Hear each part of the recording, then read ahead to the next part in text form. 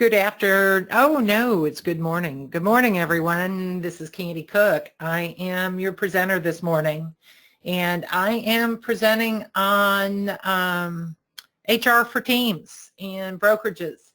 I've been teaching for about 11 years. This is my first webinar, so you guys get to have a fun time with this.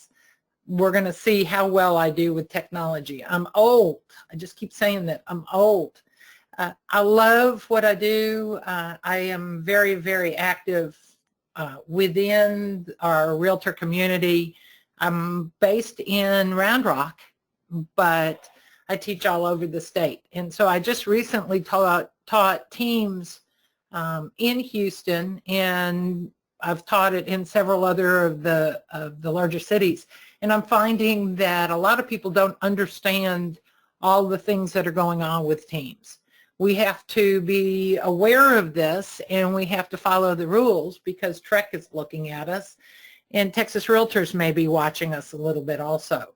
So when HAR asked me to put together something, I actually reached out to TREC. I reached out to Texas Realtors and said, okay, everybody, is there anything you want me to address? So I've been licensed since 1987. Yeah, I'm one of those old ladies. I did 5 years of commercial property management prior to getting my license. I'm a certified general appraiser. I do just about everything.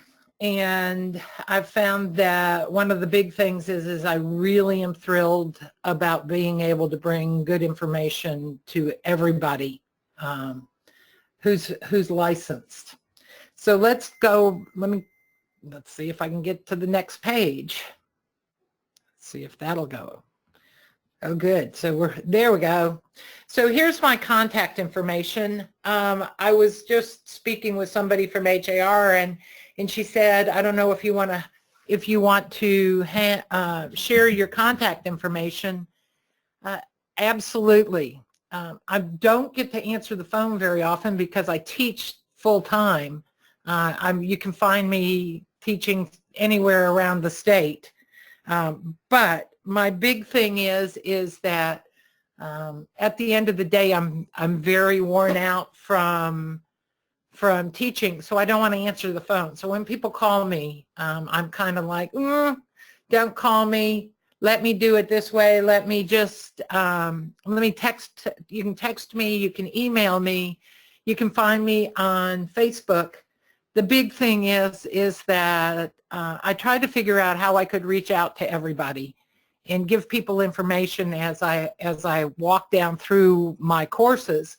I put together a Facebook group. It's called Cooked Real Estate.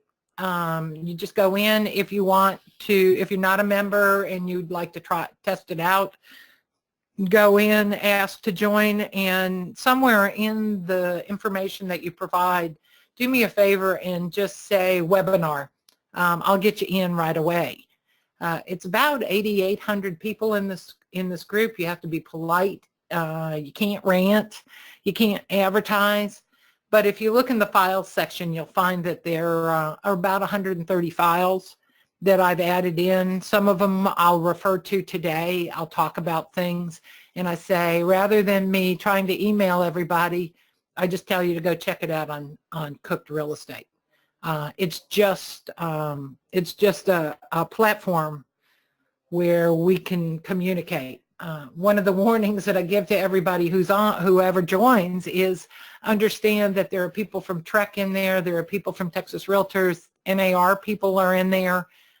There are all kinds of bigwigs that have joined in, but they're also willing to give you information. They're willing to provide us with data. When you ask a question and you don't want to ask it out on the group, you're welcome to privately message me and ask me to ask the question. I'll get you the answer as best as I can.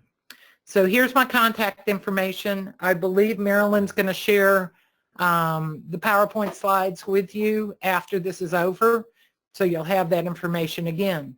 Now, if anybody has questions, you have a chat feature on this webinar. Type in the question. If it's something that I'm talking about right at this point, I'll be glad to answer it. If not, At the end, you can ask me questions. Anything I can do to help you out and understand what is going on, what is available. So what our objectives today were, let's talk about the definition and the consideration of a team. We're going to talk about organizing a team within a brokerage. We're going to talk about complying with the NAR Code of Ethics, and we're going to talk about complying with the Real Estate Commission. And, you know, when I talk about that, I live in fear of getting in trouble with Texas realtors and the Texas Real Estate Commission. Texas Real Estate Commission ends with a C. I say that they're in place to protect the consumer. We want to make sure that anything we do is not going to cause any issues with the consumer.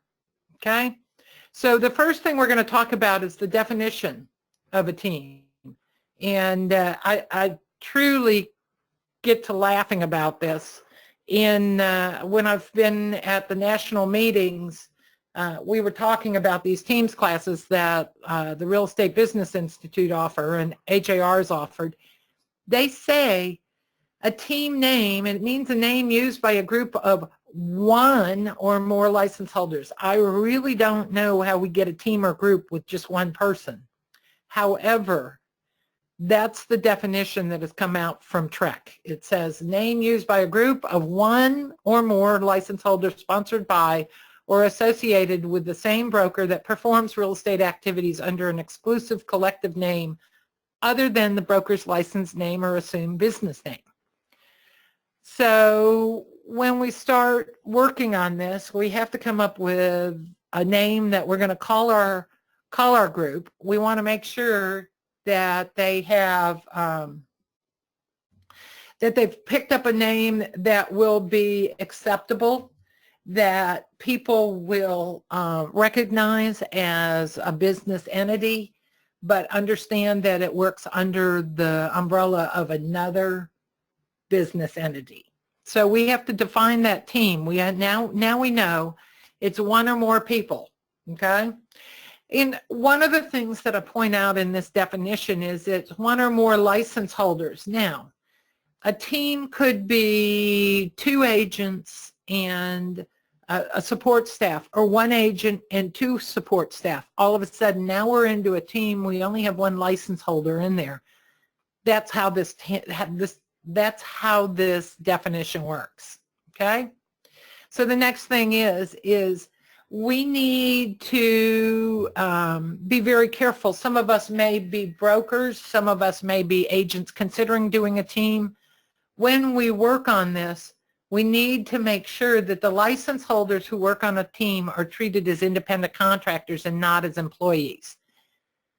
What I've seen, and I've taught these teams classes, and I hear the team lead talking about, and they say, well, we assigned this person to do this, and we assigned this person to do this, and they have to do this. And, you know, we're starting to cross over the boundaries of what an employee is. One of the pieces that I have provided in Cooke is the IRS test for what do we consider an independent contractor and what do we consider an employee.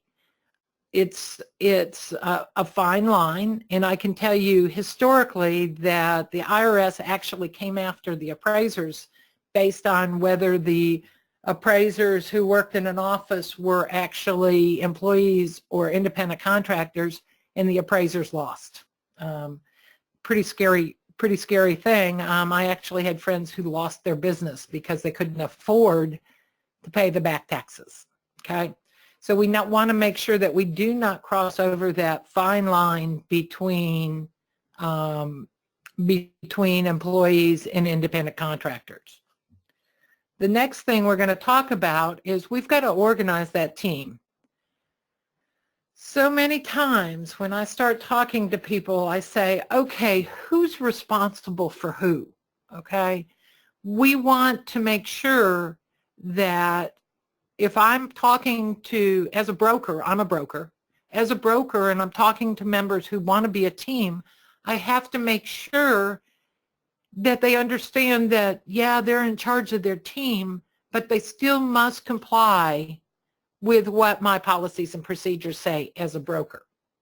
And, you know, when I visit with you and I have this conversation, it gets to be an interesting conversation, because the team leads are all upset. They say, well, why do I have to comply with what they say? I have my own policies and procedures.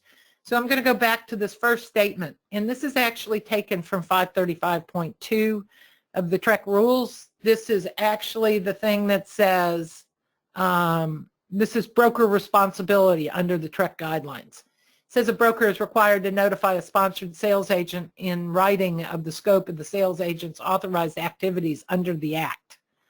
Want you to see this. So if you drew a grid, you'd have the broker at the very top, okay, and then you have a line coming down, and it may come down to just the team lead, and then under the team lead you have these other team members. But everybody who is under that broker has to comply with what the broker actually says. Broker identifies what they're allowed to do and what they're not allowed to do. This is all part of a negotiation. The next thing is that E of the same section says a broker may delegate to another license holder the responsibility to assist in administering compliance with the Act and rules, but the broker may not relinquish overall responsibility for the supervision of license holders sponsored by the broker. Okay, so what this is saying to us is that the broker can tell the team lead that they're allowed to work and do these things. However, the broker is still totally responsible for those items. So as we start to talk about putting this team together, we need to make sure, as a broker, I'm a broker, I have to make sure that if somebody asks me, can I have a team, I need to make sure that I've thought this through and figured out, how am I going to put all these pieces in one place? How am I going to put all of the pieces so that I'm complying with the TREC rules, but I'm allowing these agents or these team leads to run a team? Okay, we have to organize it. We have to get it ready to go. The work has to be done beforehand. You can't do this after the team's set up. Okay, and there are some classes that can be taken. The Real Estate Business Institute offers them. The Certified Real Estate Brokerage Manager classes have some of this. They're actually in December, HAR is offering Firm Rules. It's a class, it's an 8-hour class. Talks about how you put your policies and procedures together, how you operate, how you make sure that if you have a team, how they're working. It's stacking all the things together. Now, Texas Realtors has a policies and procedures outline that we can use. I think it needs to be expanded upon. It's not one thing that everything meets the eye, okay? We need to work with more information. There are other policies and procedures available out there. I believe NAR has one that we can look at. There is not a whole lot of information about team policies and procedures yet. Our licensing on teams only came in about 2 years ago. So before we even start, before we do anything, if you're a broker of record or a designated broker, you need to be thinking, am I going to allow teams? And if you are, you need to have to figure out how you're going to put that system together, how you're going to make it work, how you're going to make everybody stay on top of it. Okay, so the next thing, now, this always makes us laugh a little, but I had this come from somebody I really, really respect, and he said, before you ever allow a team, you have to have a divorce agreement in place. And when I tell this in any of the broker responsibility classes or the teams classes or the certified brokerage manager classes, they kind of laugh at me, but just stop and think about this. We've put these people together, and they're going to work together, and they're going to do all of these things together. And what happens if after a bit it's not working? Okay, you have to figure out. So we had the team lead, and quite often all of the listings are going in the team lead's name. Okay. Their team members may have brought in people. Somebody may be working with buyers. Someone may be working with another seller. You've got all of these things happening. We have to make sure that we are able to acknowledge exactly how all of this is going to split up if someone leaves. Having something in writing before it even goes together, it will take some of the heartache out of this. Think about it. You have these people that are working together, and the commissions may be split. Team lead gets a piece. The team member who's representing maybe the buyer gets a piece. We have all of this money going back and forth. What happens if that team member decides that they don't want to be on the team anymore? Do they get to take that buyer with them? What about if they brought in listings? What about if they brought in referrals? Who gets that? All of that has to be determined up front before anything happens, because it gets ugly. When they decide that they're going to leave, it gets really out of control. So start thinking about it. So if you allow a team or you set up a team, what are you going to do? Are you going to allow someone from your team to leave your team but stay with the brokerage?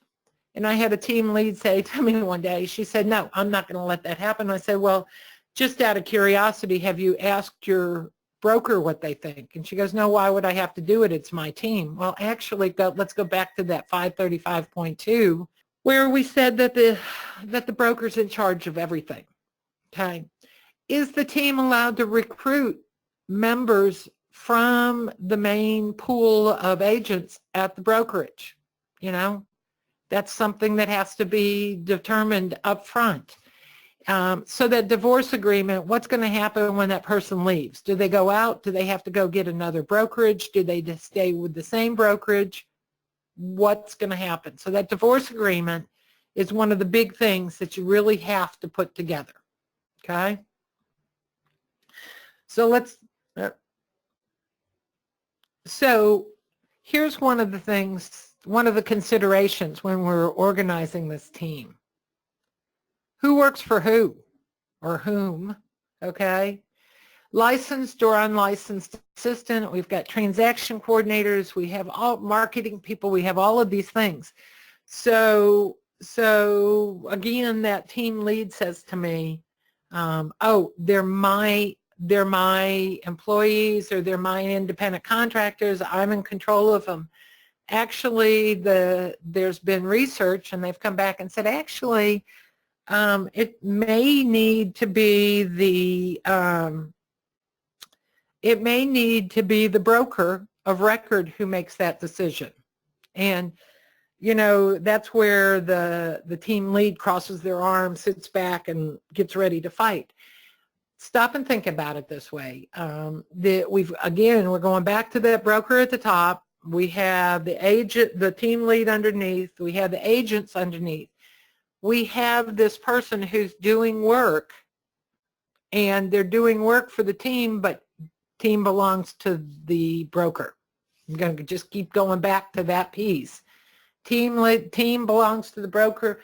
Broker may be in control of those licensed or unlicensed assistants. They may be in control of the transaction coordinator, because ultimately the broker is responsible for everything that those agents and even associated brokers are doing.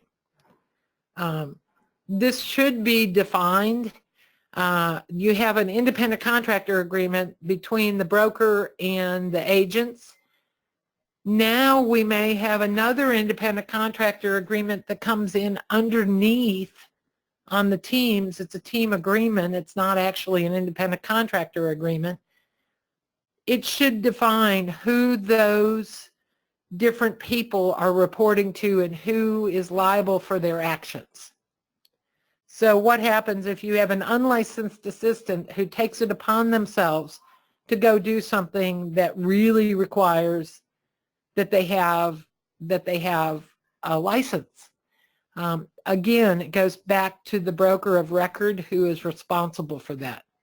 The transaction coordinator is actually working on paperwork that belongs to the broker of record, not to the team lead. All of this needs to be accounted for when we're setting this up. When we start out at the very beginning, you may need to put together a team agreement. I've asked around. I have not gotten my hands on one yet, but I believe they're out there. We need something that tells people, okay, this is what we're going to do. This is how we're going to do it. This is who's responsible to who. This is how we have to have the things reported. Files, TREC 535.2 talks about that the broker of record needs to have a complete file of everything that has occurred on a transaction, not just the contracts. You need the emails, you need the texts, you need any of the conversations, any of the notes, all of those things, and they need to come back to the main area. The agents can keep some information. The team can keep some information. However, if somebody leaves that brokerage, we've got to make sure that the documentation and all the paperwork stays where it should be, not traveling with someone who's no longer associated with that entity. So when you're starting in on this, and one of the things I talked to TREC and Texas Realtors, they said it really takes a lot of preparation to make sure that your team is set up and that you're covered as far as liability. I'm not sure. I've got several of you on this call. I don't know whether you're on the team side or whether you're on the broker side. These are all questions that need to be answered before we ever even start in and start marketing ourselves. So the next thing is we now need to comply with the Code of Ethics, okay? TREC's gone through some things. We'll talk about their advertising after this, but NAR has been very adamant, and I get pretty I get preachy. I get up on my soapbox about this, about abiding by the Code of Ethics. Standard of Practice 12.9 says that realtor firm website shall disclose the firm's name and states of licensure in a reasonable and readily apparent manner. So let's go back, and we're going to talk about having a team, and we're going to start putting it on Facebook, and we're going to put it on LinkedIn, and we're going to put it on Instagram. The Code of Ethics flat out says we got to tell what our firm's name is. That's not our team name. That is our broker's name, okay? And then it says, the next piece says, websites of realtors and non-member licensees affiliated with a realtor firm shall disclose the firm's name and that realtors or non-member licensees states of licensure in a reasonable and readily apparent manner. Here we go again. So we're back on to social media, websites, everything. We've got to make sure we tell who we are. We've got to say that. TREC changed it, and that we don't have to put broker, agent, realtor, or any of that on our advertising. However, NAR is turning around and telling us we've got to abide by these rules. We've got to put these things in there. If you look at 535.2, again, I'm back to that broker responsibility documentation. It says that the broker is fully liable for all advertising, okay? So here we go again. Go back up to that grid. At the top, we've got the broker, we've got the team lead and we got all of those agents. That broker of record is the person who is totally liable for making sure that all the advertising complies with NAR Code of Ethics and with the TREC advertising rules. And with the amount of advertising that we see out there on Facebook, Instagram, you know, I even see stuff on Snapchat, on Pinterest. It's amazing to me how many different places people are putting information. We need to make sure that everything is disclosed appropriately. I want to point out one thing that I've run across, and I think it's something that we need to keep in the back of our minds that it's out there. When someone goes to do advertising, there is an anonymous complaint or a citation schedule through Texas Realtors. So someone can look on Facebook, look on Instagram, look on LinkedIn, snap a screenshot of something that isn't complying, fill out a complaint, a citation complaint, send the thing in, then they don't have to sign it. It can be anonymous. The first time you get in trouble, it's a $300 fine plus taking the Code of Ethics course that MAR offers. The second time is a $600 fine, and the third time is a $900 fine. I just want you guys to stop and think about this, how quickly this can run amok. All it takes is one screenshot to send this in. So how are you going to make sure that you're abiding by all of these rules? How are you going to set it up, whether you put it in your independent contractor agreement, whether you put it in your policies and procedures, or maybe you do it in both of them? You need to put this information out and allow it to be clear to your team members that if they're going to advertise, they've got to make sure that everybody understands who they are, who's dealing with this, who's working with this, okay? So our next thing that we're going to look at is confidentiality, okay? And this comes up both under TREC rules and under the Texas Realtors rules. As an agent, when we sign on with a consumer, our agency duties are, and I use the term and I kind of laugh about it because I remember learning it 32 years ago, old car, obedient, loyal, disclosure, confidentiality, accountability, and reasonable care and due diligence. So when we have a team working, sometimes we have team members that we're sharing information back and forth. It's designed, but the team structure is designed to share information and clients. But we've got to make sure that our teams are not breaking confidentiality. If you have a buyer's rep with someone and the seller has a listing agreement with somebody else on your team, there has to be a definite split between the two. You can't be breaking confidentiality.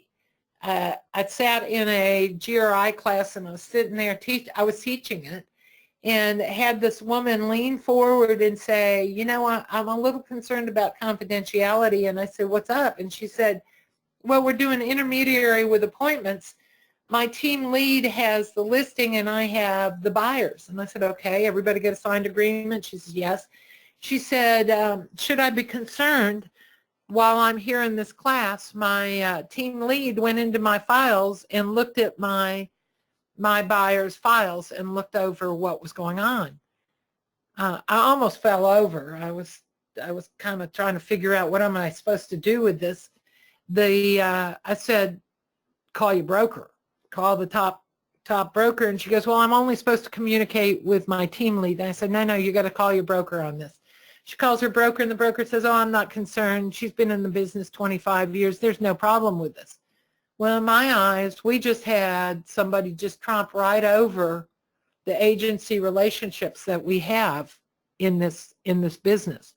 When we have a team, I know sometimes I'm a mother hen. Anybody who knows me knows I'm a mother hen. I want to make sure everybody's doing everything appropriately. I want to make sure that they're taking care of their business, but I've got to take a step back. If it's going to violate my fiduciary duties to my clients or their fiduciary duties to their clients, we got to step back. We've got to remember these rules. And yet that team is flat out designed to share that information and to share clients, okay? Let's just stop, make sure that we're taking care of that and that we're taking care of whatever our duties are, no matter where we fall within the organization. And then finally, we need to comply with TREC. I kind of laugh about this. I tease about it. I am friends with the crew at TREC. Doug Oldmixon calls me, scares the living daylights out of me. He's our administrator who looks like we're going to lose him in March. We have Chelsea Buckholtz, our new general counsel, wonderful woman, but she knows my phone number, okay? Lori Levy from Texas Realtors, general counsel, has my phone number. So when I start talking about complying with TREC, I got to make sure that I am teaching everybody the correct things to do. So the first thing they came out with, they say team names must end in team or group and cannot contain the words brokerage, company, associates, or other similar terms. I've actually given you the rule number. It's 535.154. Make sure that you're familiar with this and that you can comply with what they're asking. I had people in my classes who said, well, we've been a team for years and our name is this. And I said, well, you don't have team or group on the end, so you better get it together and go get this registered with a team or a group at the end.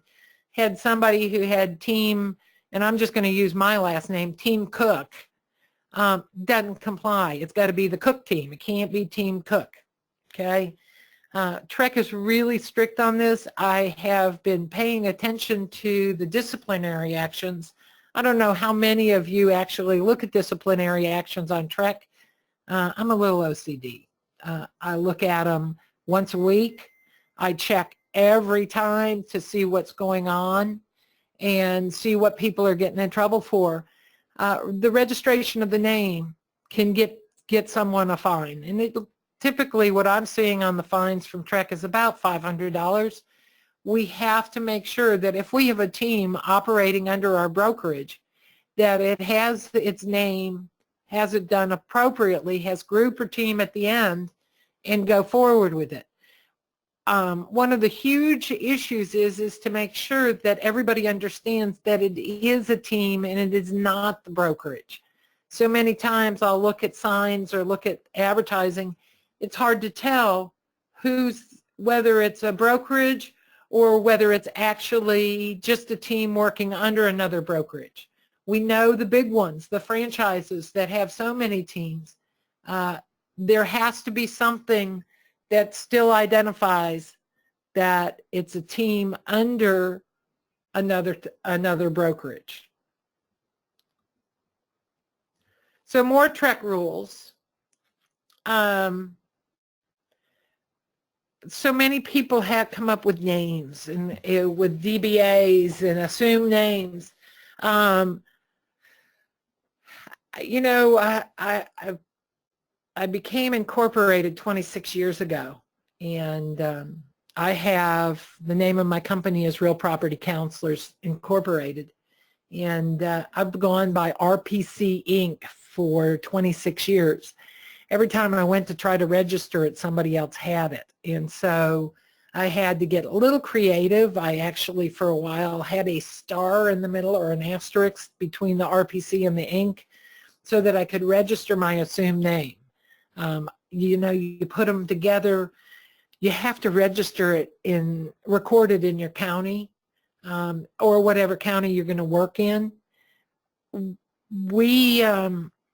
I've taken the time. I've gone and recorded all of these things. I've actually set up for different DBAs under my corporate license. TREC says that we have to have the ability or the legal right to use those assumed names. Do your homework. Go look for it. Go pick it up. we're required to register those assumed names or those DBAs or those team names. TREC also, they're very clear about this. There is no provision under the TREC rules for a sales agent to have an individual assumed business name or brand name. Any such name falls under the definition of team name and must meet those requirements. You know, you have people who come up with certain DBAs. Again, my RPC Inc. If I was an agent and I wanted to use RPC, my DBA would be registered under my broker's name, not under my name. We have no capability of registering those DBAs under an agent's name. Even though the agent owns that right to do that, TREC does not allow that to happen. It has to go under the broker's name, not under the agent's name. Okay, so the next one, Realtor. Oh, there we go. And it's not Realtor. You don't go to the Docketor. It only has two syllables. Realtor. You can use this in conjunction with your own personal name and firm name, but that doesn't extend to team names. Team names do not qualify for the use of the term Realtor, according to NAR. We have to make sure. I kind of laugh about this. I've taught it for years, and then I got to experience it a couple of years ago. When I first set up Cooke Real Estate, it actually said Cooke Realtors. I got a cease and desist from NAR. NAR watches out for this. They have something that creeps through the web looking for all of the illegal uses of the word realtor. You don't want to get one of those cease and desists. And again, here we go back. And the broker of record is responsible for making sure those team names are set up appropriately. So you can't have realtor within that name. Okay? And lastly, before an associated broker or sales agent sponsored by a broker starts using a team name in an advertisement, the broker must register the name with the commission on a form approved by the commission. We have come up, TREC finally realized we were having a tough time, and so we've been told now that we have a name management tool at TREC where you can go in, the broker of record can go in and register names, register team names, register all of this. It's very easily done just from your computer. Just sit while you're sitting there working on it. Okay? So it says that we must notify the commission also within not later than the 10th day after the date the associated broker or sales agent sponsored by the broker stops using the team name. So when you get to looking, sometimes these things just go on and on and on. We've got to make sure that the broker, that the commission knows that our agent has left us. Maybe they went and got their own broker's license. Maybe they went to a different broker. Now we got to get those DBAs and those team names away from the broker. We want to make sure that there's no problem with identifying who that agent belongs to, where that assumed name works. You got to work through these things. You've got to make sure everything's covered. And you know, somebody said to me one day, why is everybody so picky about this? Over the years, I've looked up people on TREC, and I found, at one point, I found a woman, I never could find her on TREC. I know she had a license.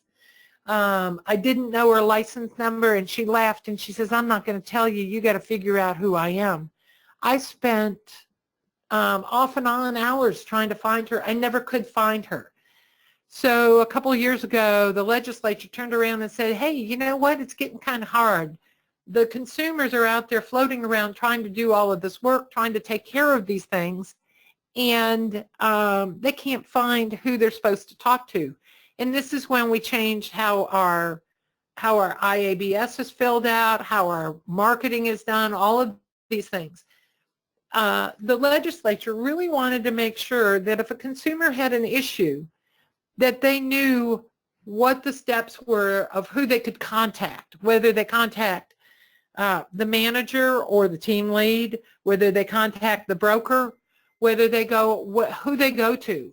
And so with our computers, because yeah, I'm one of the ones who was there before computers, with our computers, we have the capability to use all of this information. We're able to get on and change and update things. We don't have to send licenses back. We don't have to do any of that. All of our bookwork can be done on the computer, and it's in an effort to make sure that the consumer can find who they need to speak with. So looking at this, we've got to make sure, number one, when our agents want to start to use an assumed name or a team name, we got to get it recorded with TREC. And then when they leave us or they stop using that name, we've got to discontinue it.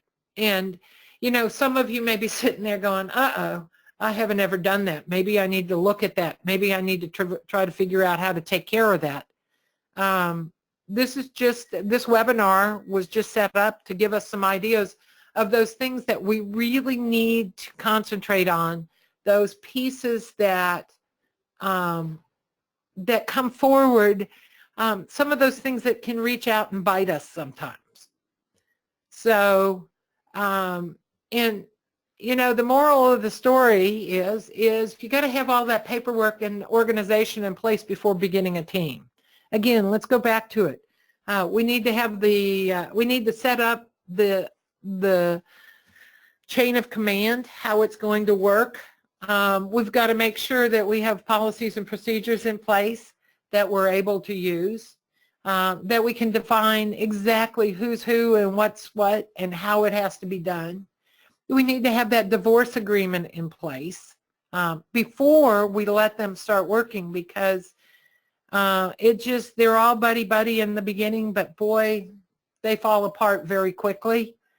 We have to make sure that we are abiding by the NAR Code of Ethics, especially Article 12 and Standard of Practice 12.9. We need to make sure that we have done all the homework and gotten our assumed names approved, made sure that we're allowed to use those assumed names, that we've recorded them at TREC, that the broker of record is aware of these. And then if somebody leaves us, there's that divorce again. When they leave us, the paperwork that we have to fill out or do on the computer and get it so that people are no longer associated with us. We have to make sure everybody's aware of where it goes. I don't know about you guys. I'm floating around. I teach a lot. I've run across this information. I see agents who have jumped from one brokerage to another, and I actually found that reaching out to the other brokers and saying, hey, we've got a bit of a hiccup here. Your agent is still using something and using it illegal. Let's make sure that it's right. I think we all need to be a little bit more cooperative and try to make this work. It's hard enough doing this without having to chase little bits and pieces, okay? So make sure that you got all your paperwork together. I see that Marilyn has sent you a note saying that if you want to ask me any questions, it's available there. She's going to put together a recording of this. That's kind of scary because I think we all are kind of embarrassed by how we sound when we're on audio. But you're going to have this available. You are more than welcome to reach out to me.